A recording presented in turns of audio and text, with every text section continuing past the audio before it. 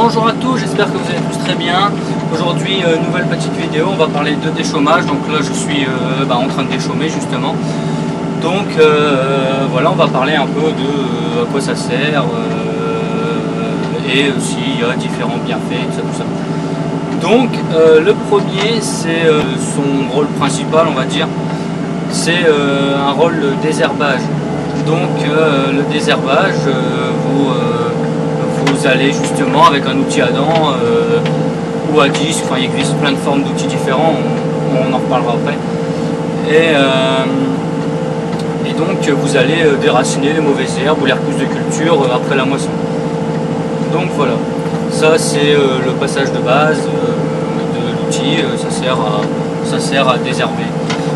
Ensuite, deuxième truc, vous pouvez aussi faire des faux semis avec. Donc les faux semis, c'est tout simplement, vous passez une fois, vous donc déracinez et détruisez donc les mauvaises herbes donc vous passez, vous détruisez les mauvaises herbes qui restent en surface, il vient à sécher, bien évidemment il faut qu'il sèche. Les mauvaises herbes vont donc mourir et ensuite d'autres vont repousser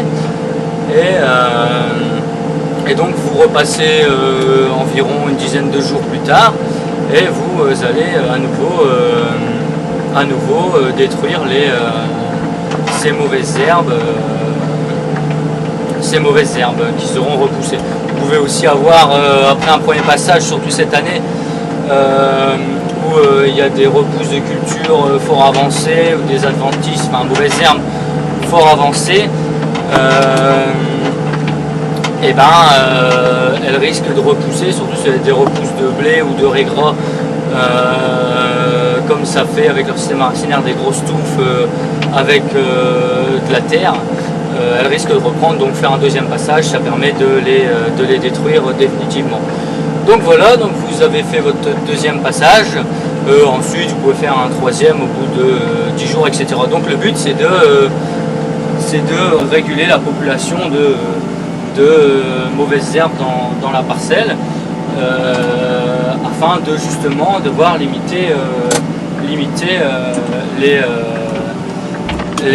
désherbages chimiques et donc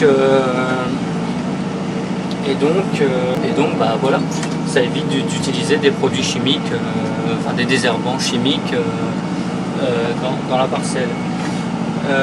Voilà, et surtout ça permet aussi à la plantation de la culture suivante de ne pas être gêné par d'éventuelles plantes qui viendraient entrer en concurrence avec la culture que vous avez mis en place. Donc voilà, ça c'est le gros intérêt. Le gros intérêt du déchômage et donc des faux semis,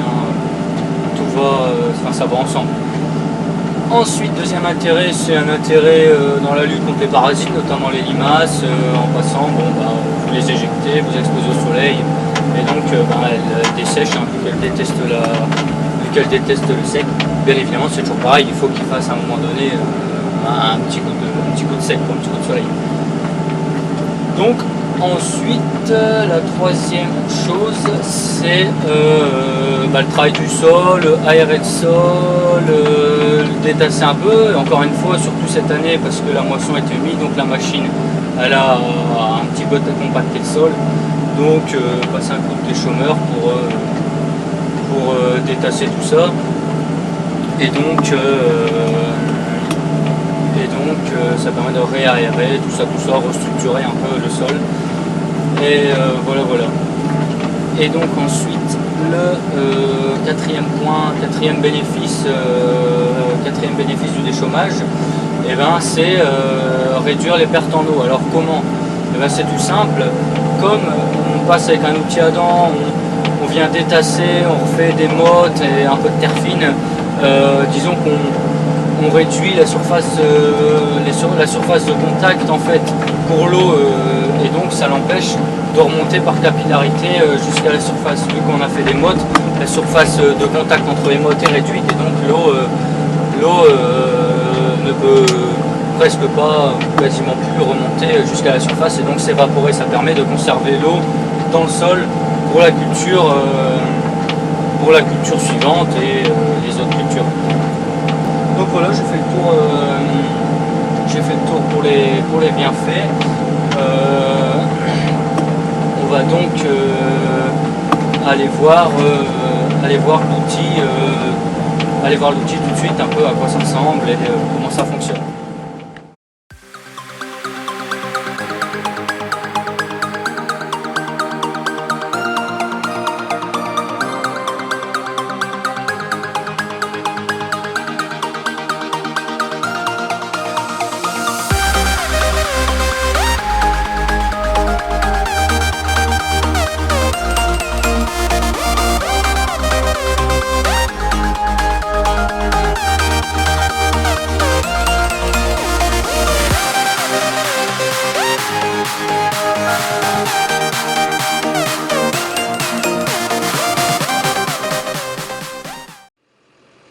Donc voilà l'outil que j'utilise. C'est vraiment un outil de base, j'ai envie de dire, l'outil classique, hein, un outil à dents. Donc des dents, pas des dents tout à fait rigides, hein, des dents un peu vibrantes. Hein, ça lui offre un travail assez polyvalent. Hein, il affine quand même un peu la terre grâce à ça pour faire un lit de semences correct, mais en même temps il arrive quand même à bien attaquer les mauvaises herbes afin de réussir à bien les extraire et à permettre leur destruction. Voilà.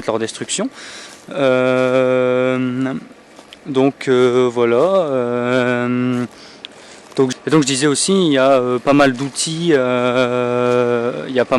Donc il y a des outils à dents, donc complètement rigides, donc qui ne viennent pas se vibrer une fois qu'elles sont dans le sol. Il existe tout un tas d'outils à disques, enfin tout un tas de disques surtout, avec différentes propriétés, certains qui sont plus agressifs, d'autres non, qui vont affiner la terre et d'autres moins. Donc voilà, donc moi j'utilise un outil à dents.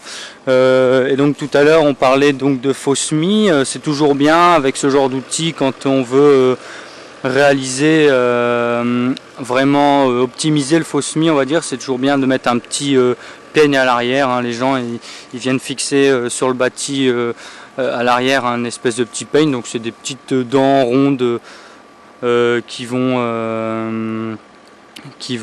venir aplanir le sol afin de faire vraiment un lit de semences optimal. Donc vous avez pu remarquer aussi qu'il y a deux roues, tout simplement elles servent à régler la profondeur de l'outil.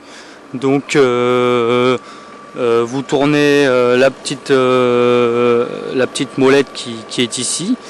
Et donc la roue elle monte et elle descend en fonction de, si vous voulez, la profondeur. Donc si vous remontez la roue à fond, vous allez être très profond, et si vous la descendez à fond, vous allez être très superficiel, donc en fonction de ce que vous voulez.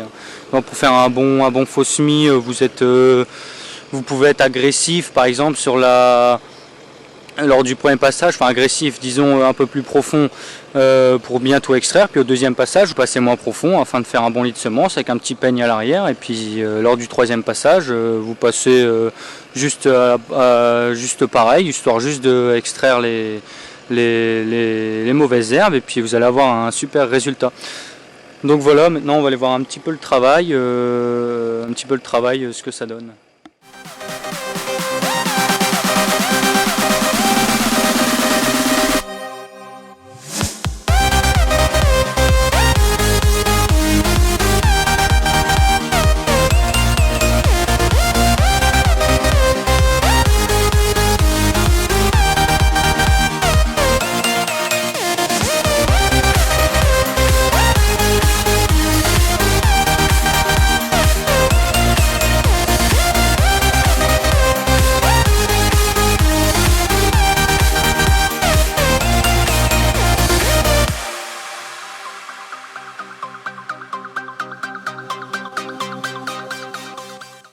Donc voilà à peu près ce que ça donne.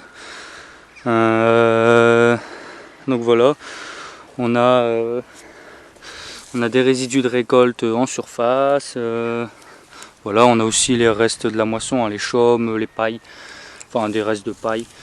Voilà, donc on a quand même un peu de mottes, hein, mais qui sont vraiment très...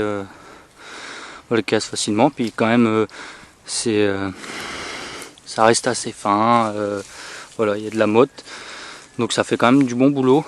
Et donc oui, effectivement, bon, c'est toujours bien ensuite quand vous faites vos faux semis ou que vous faites plusieurs passages, de passer un peu en travers du premier passage que vous avez fait, comme ça, afin de bien travailler de la façon la plus homogène votre parcelle, afin que vous n'ayez pas de problème de zone un peu plus compacte ou genre de truc, d'avoir un terrain vraiment bien homogène, et aussi de bien extraire toutes les mauvaises herbes du terrain et de bien nettoyer votre champ. Donc je pense que j'ai fait le tour. J'espère que ça vous a plu, et puis comme toujours, hein, n'hésitez pas à mettre un pouce bleu si ça vous a plu, à partager, à vous abonner, et moi je vous dis à bientôt.